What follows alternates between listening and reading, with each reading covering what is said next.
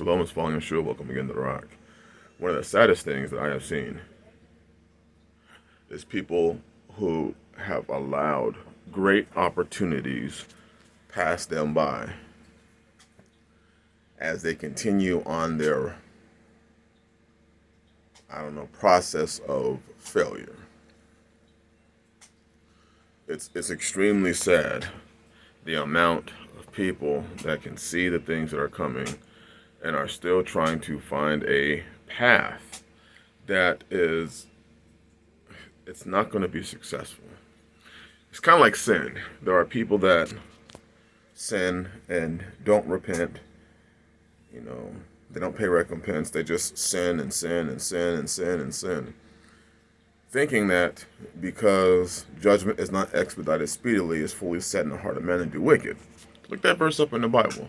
Because things have not come on them or to them yet, people believe that literally they can just get away with sin. They can just get away with doing whatever the hell they want to do, and there's going to be no punishment. People are not adapting. They're not changing to what they see is happening in this world today. Sin is abounding. You have to be more wise.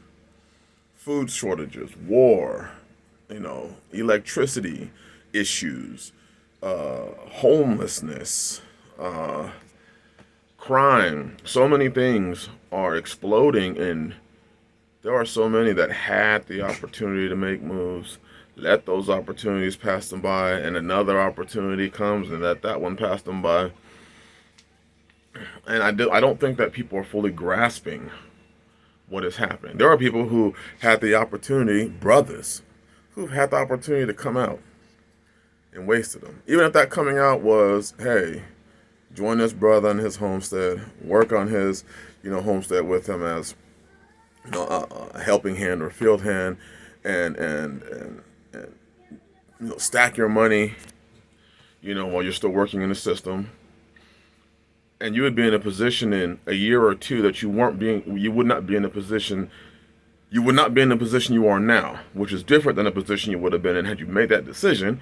Because obviously, us as brothers, we would like our brethren to have their own lands, their own inheritance to pass on their own children. Safety. But it seems that today, everyone wants to try the Babylonian, Roman, Greco-Roman, Babylonian, Egyptian system. I'm sorry, I'm really tired right now. You're getting it in today.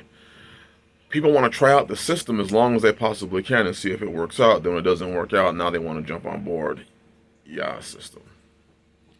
Now they want to take the suggestion that you gave them a year ago, 2 years ago, 3 years ago, 4 years ago. And in reality, pride right now is at an all-time high because people have a hard time admitting their failures. They're having a hard time admitting the decision that I made was bad. No, what people are trying to do is they're still trying to make their shitty, dumbass decision work. They're still trying to. They're still trying to make the decision that is not going to be successful. They're trying to make that one successful.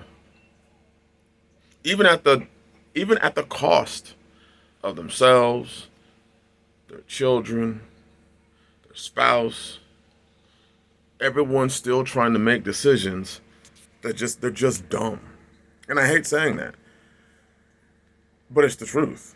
And that pride is what's causing them to dig in further and further while a system around them falls, while an economic system around them falls. Fewer and fewer people have savings. Fewer and fewer people, have, food storage. Fewer and fewer people have a place to even go. If shit befell them or in their lives, they wouldn't even have a place to go unless they went groveling back to, some place that they left, the mama's house or daddy's house or church or friendship or brotherhood. They're going to go groveling back to that. And you don't want to be in a position today to go groveling anywhere. On this channel, we've spoken many times about putting yourself in a position to be successful. Putting yourself in a position to thrive. And what's happened is people didn't do it. And now more and more and more people are not just operating in desperation. More and more people are becoming the very wolf that they used to at one point in time talk about, that's their plan now. Their plan is to try and victimize somebody else. Their plan is to try and cheat somebody else. Their plan is to try and connive somebody else, to deceive somebody else. When they used to talk about those people, now they become that. They become that person. All because of what? Because you weren't the prudent man, foresaw the evil, and hid yourself. Despite the fact that it's been said on this channel and many other channels for years, prepare your house, get yourself ready. If you could get yourself some land, get some land. We've been talking about that channel, talking about that on this channel for years. And what do people do? People continue to keep blowing their money, recreation and fun and bullshit. And now everybody wants to go and buy land. Everybody wants to go out and buy a piece of property. The problem is the property prices rose up, and most people don't have the money to go out and buy. Forget money. They don't have the money, and they especially don't have the heart and the sacrifice and the will and the drive to go buy a piece of raw land. They just don't. And if they bought a piece of raw land, they don't know where they would work. Because that mindset is still, I want to have fun, I want to have fun, I want to have fun. Well, I hope you had your fun. Because this year looks like shit. And it's just going to continue. We talked about the snowball going downhill. And it's going to get bigger and bigger and bigger. And it looks like that's what's happening. And the snowball's getting bigger and bigger. And because people did not get out of the way. You don't know what I'm talking about? It's in the Bible. The story of Jasher. When the tribes went in, when the Israelites became slaves in Egypt, the book of Joshua says that Pharaoh enticed them with money and riches to come into his city to build the cities of Pithom and Ramses for him. All the brothers and their families went in except for Levi, because Levi knew it was a trick. Levi sat in the outside, and Levi, according to the book of Joshua, never served in slavery in Egypt, because and Pharaoh knew he was out there. He just left him alone because he had gotten a majority. He had gotten a majority, and that's what it looks like today. Is the majority have been gotten, and those of us that have made the sacrifice, it looks like there's a high probability that we may just, they might lock down these major cities. And I'm talking about, in the future. They may lock down these major cities in which we're going to be out here, and you're going to have to be able to grow your own food. And we could end up having, there could even come out of this its own economy booming out here. But those major cities are going to be locked down. The reservation is what I've been calling it for years. It's reserved.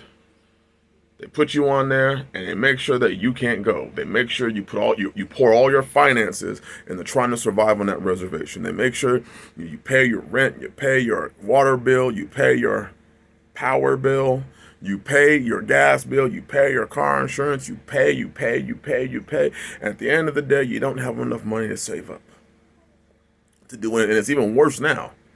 Very few people have savings. It's a trap, and it's been a trap. And so many are locked into the trap now. You're locked into the trap. And what are you going to do if this does not fix itself, and it doesn't look like it's going to?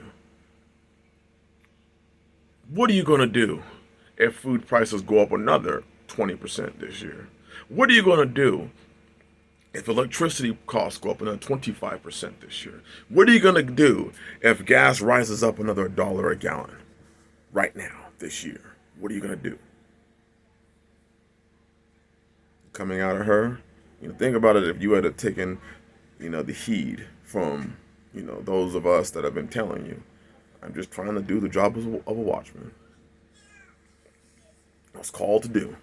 Can you imagine if you had taken heed and bought yourself some land around some brothers, perhaps, and you didn't have a land payment right now? So instead of paying that $1,200 you're paying a month or $800 you're paying a month, imagine if that money just went in your pocket. Think of the things that you could do if you had yourself, I don't know, a little shed home, a travel trailer, a home you built with your own two hands, like I live in right now. Imagine if you had that. Imagine how far that money would stretch. Imagine not only were you able to do that, but you were able to plant your own food. Let's say you're able to grow, I'll be conservative, 75% of your vegetables. I'm at about 98% right now. Imagine that. Imagine that as you followed that vision, the Most High opened up your eyes and allowed you to start possibly perhaps a business. It doesn't have to be a business, one business that pays all your bills, the few bills you have left.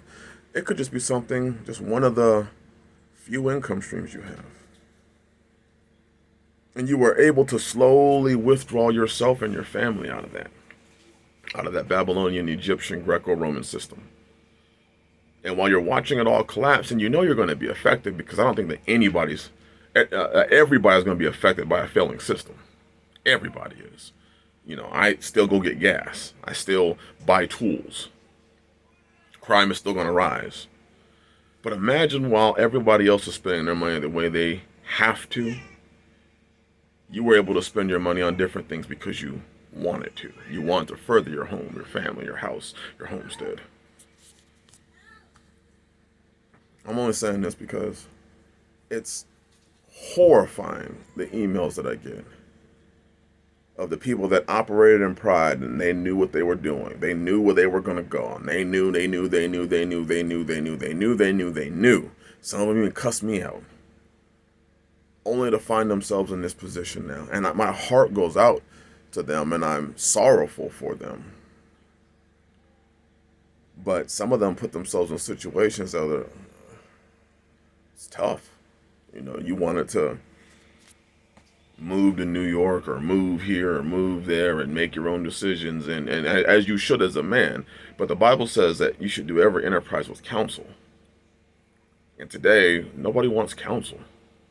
You're supposed to have one counselor over 1,000, but you're supposed to do every enterprise with counsel. You should get counsel and not just go at the whim of your imagination because you feel like or think that it's a good decision. Seek counsel. There's nothing wrong with it. Doesn't mean you have to do what the person said. It just means that it'd be a wise decision to get a different perspective. Nobody wants that perspective either. We all just want to suffer. And then when we need somebody to bail us out, we expect everybody to be there. And we find out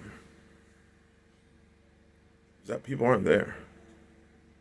Because as these clamps are tightening on all of us, more and more people are honing in, focusing on their families and their children, because they see what's coming, and they know it's not going to be pretty. The prudent man foresees the evil and hides himself. The foolish one passes on. He passes on, past all the warnings, past all the watchmen, past all the counsel. He passes on, even though he could see it, and he's punished. And a lot of times that punishment comes because we didn't have the patience to see the long-term plan, because we wanted a overnight collapse. And what's happening is this collapse is taking time and it's draining the resources. Instead of there being a big hole in the hull of your boat, you have a small hairline crack, and water's been streaming into your boat very slowly. And by the time you realize it, it's too late. Don't let pride be your destruction. Don't let laziness be your destruction. And please don't let following the same path you followed last year that got you nowhere, don't let that be your destruction. Bless you. Shalom.